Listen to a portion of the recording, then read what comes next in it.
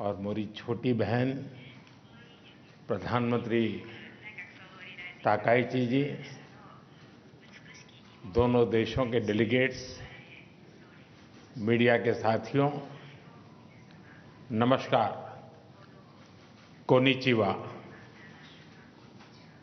India Japan annual summit के लिए प्रधानमंत्री ताकाईची का भारत में अपनी पहली यात्रा पर स्वागत करते हुए मुझे बहुत खुशी हो रही है। वे जापान की पहली महिला प्रधानमंत्री भी हैं और एक दूरदर्शी और लोकप्रिय नेता भी हैं। इतना ही नहीं, वे जापान के नारा प्रीफेक्चर से आती हैं, जो भारत जापान की साझा बौद्ध विरासत का एक बहुत महत्वपूर्ण केंद्र है।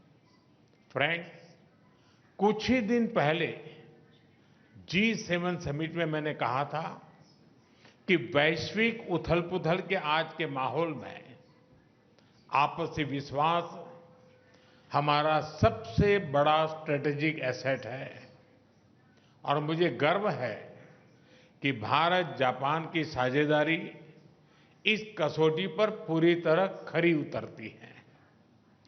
पिछले कई दशकों में ऑटोमोटिव से लेकर इलेक्ट्रॉनिक्स तक जापान ने भारत की ग्रोथ स्टोरी का अहम हिस्सेदार बनकर दोस्ती और विश्वास की एक अमूल्य पूंजी बनाई है।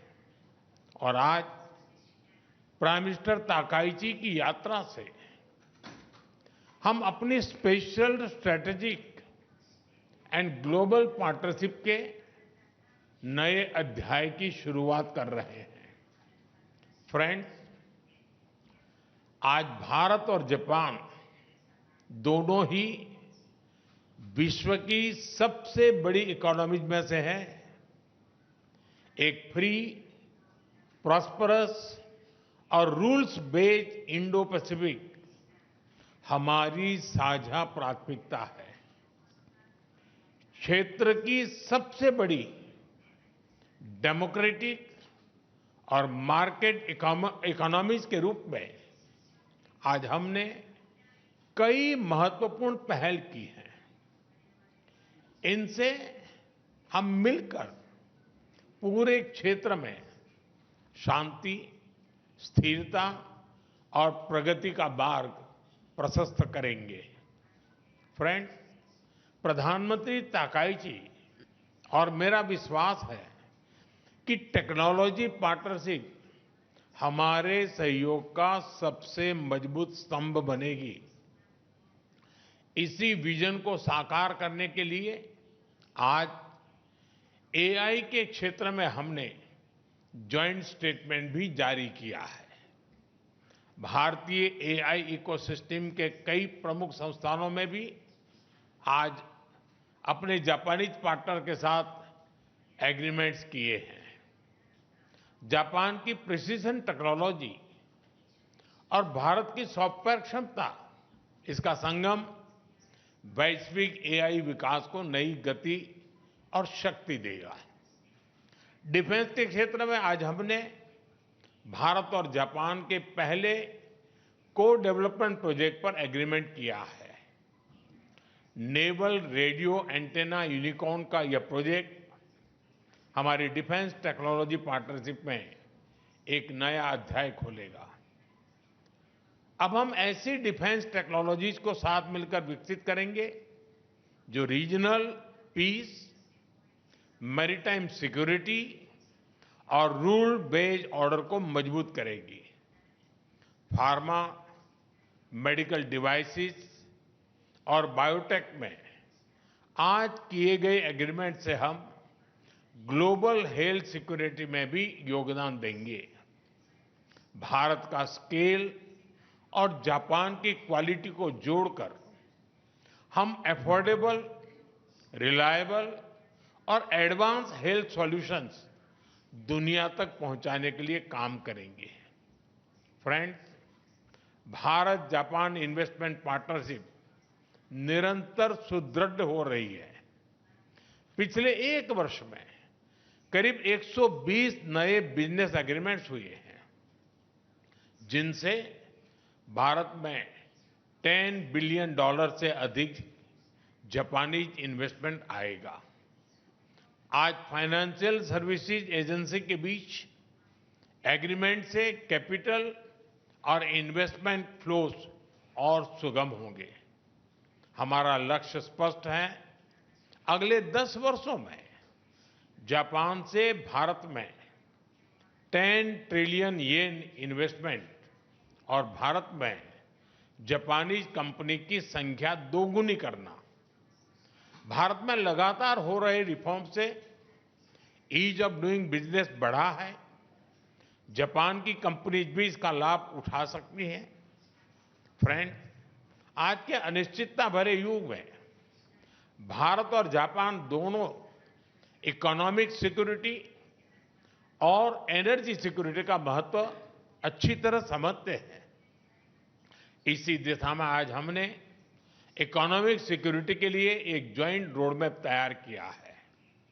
इसके माध्यम से हम सेमीकंडक्टर, क्वांटम और एडवांस मटेरियल जैसे स्ट्रेटेजिक क्षेत्रों में सप्लाई चेन रेजिलियंस को मजबूत करेंगे। एनर्जी सिक्योरिटी के क्षेत्र में भी आज हमने कई महत्वपूर्ण निर्णय लिए हैं।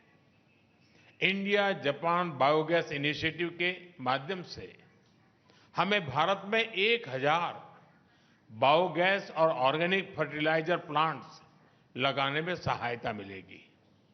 इससे हमारी गोबर्धन पहल और मजबूत होगी। इससे भारत के गांवों में सस्टेनेबिलिटी, प्रॉस्पेरिटी और रूरल लाइवलीहुड को नई शक्ति मिलेगी। ऑयल शॉक जैसी परिस्थितियों से निपटने के लिए आज हमने एनर्जी रेजिलियंस पर भी एक महत्वपूर्ण पहल की है। साथ ही बैटरी, ग्रीन हाइड्रोजन और न्यूक्लियर एनर्जी में हमारा सहयोग विश्व के क्लीन एनर्जी फ्यूचर में महत्वपूर्ण योगदान देगा। भारत और जापान मिलकर इकोनॉमिक सिक्योरिटी को शेयर्ड सिक्योरिटी और एनर्जी ट्रांजिशन को शेयर्ड अपॉर्चुनिटी के रूप में हम लेते हैं और उसको आगे बढ़ाने की दिशा में हम काम करेंगे और उसको बदलेंगे। फ्रेंड्स, आज हमने Bharat Japan next generation mobility partnership framework भी तैयार किया है। इससे अब हम ऑटोमोटिव सेक्टर में हमारी सक्सेस स्टोरी को शिप बिल्डिंग, एविएशन और लॉजिस्टिक जैसे क्षेत्रों में भी दोहराएंगे। फ्रेंड्स, हमारे संबंधों की बड़ी ताकत हमारी पीपल टू पीपल टाइज है। हम टैलेंट मोबिलिटी, स्किलिंग और टेक्निकल इंटर्नशिप प्रोग्राम इसके अवसर भी बढ़ा रहे हैं और दोनों देशों के बीच रिसर्च, एजुकेशन और स्टार्टअप सहयोग भी सुदृढ़ कर रहे हैं। हमें बहुत खुशी है कि अगले वर्ष हम भारत जापान डिप्लोमेटिक रिलेशंस की 75th एनिवर्सरी मनाने जा रहे हैं। इस महत्वपूर्ण अवसर पर हम कल्चर, टूरिज्म और क्रिएटिव इकोनॉमी सहयोग से आपसी कनेक्ट और प्रगाढ़ करेंगे। योर एक्सेलेंसी, भारत और जापान की इकोनॉमी कॉम्प्लीमेंट्री है। सांस्कृतिक मूल्यों से लेकर आधुनिक टेक्नोलॉजी तक हमारी सोच और अप्रोच भी समानता है और सबसे बढ़कर हमारे संबंधों की नींव अटूट आपसी विश्वास पर टिकी है। मुझे पूरा विश्वास है कि हमारी यह विशेष साझेदारी सशक्त और समृद्ध जापान के आपके विजन, विकसित भारत के हमारे संकल्प और विश्व की प्रगति को नई ऊंचाइयों तक ले जाएगी। एक सशक्त और समृद्ध जापान का आपका विजन, विकसित भारत का हमारा संकल्प और पूरे विश्व की प्रगति को मिलकर साकार करें। मैं फिर से एक बार आपका हृदय से बहुत बहुत स्वागत करता हूं। आपका बहुत बहुत धन्यवाद। अरिगतो गोजाइमास।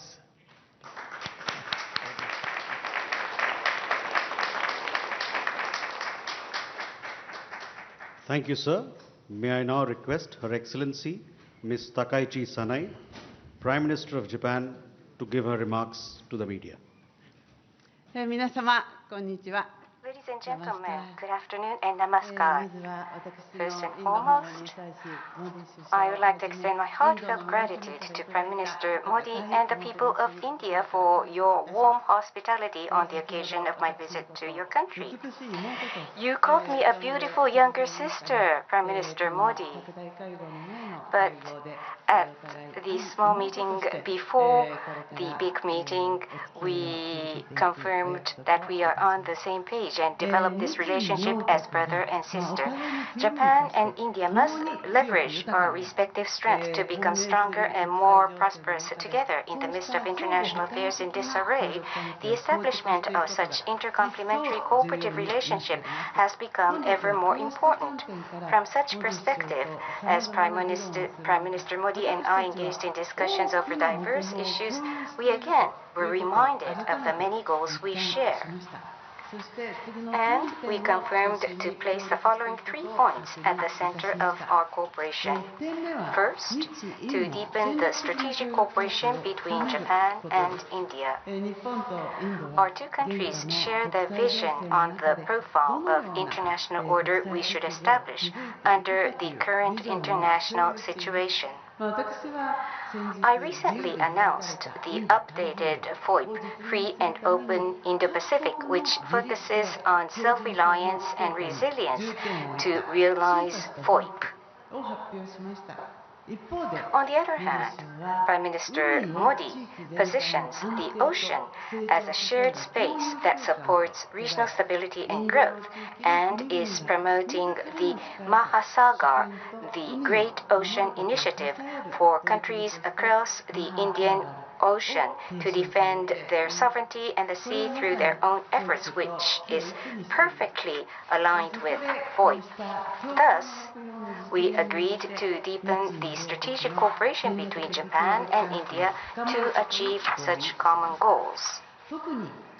Expansion of maritime security cooperation is especially important for regional peace and stability.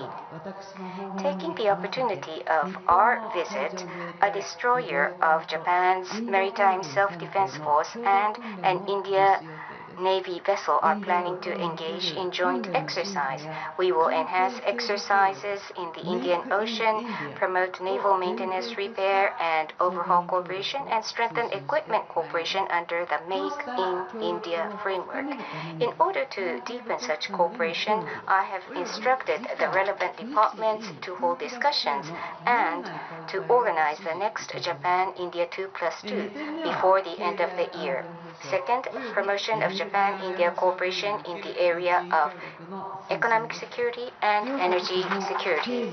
As both countries face challenges such as economic weaponization and non-market practices, we need to urgently build resilience in our critical minerals supply chains. Further, in the area of energy security impacted by the Middle East situation, both Japan and India bear the responsibility to provide for region-wide energy security, as I presented in Power Asia. That is why we have released a document for public and private sectors, a joint statement to engage in concrete action for economic security cooperation. Under the Power Asia initiative, we will launch a bilateral dialogue to strengthen India's petroleum stockpiling system. Japan also supports India's membership of the IEA. In the area of energy transition, India has set a goal of leveraging cooperatives to secure energy from cow feces to build 1,000 biogas plants. In order to contribute to its achievement, we are launching the Japan-India Cooperative Biogas for Growth, or CBG initiative. That was introduced by Prime Minister Modi. The third is co-creation of economic growth of both India and Japan through investment and innovation collaboration. This is economic growth. I am committed to realizing a strong economy and aiming to enhance Japan's supply capability and technological capabilities through investment in 17 strategic areas. Prime Minister Modi launched Viksit Bharat, a national goal to become a developed nation by 2047, and is strongly driving India's growth. In this way, we share the goal of making our countries strong and prosperous through investment in the future. Strongly supporting our two countries to achieve such common goals are the business community representatives who are participating in the delegation from Japan. During this visit, around 120 cooperation documents between Indian and Japanese companies, including 2 trillion yen scale investment, were announced.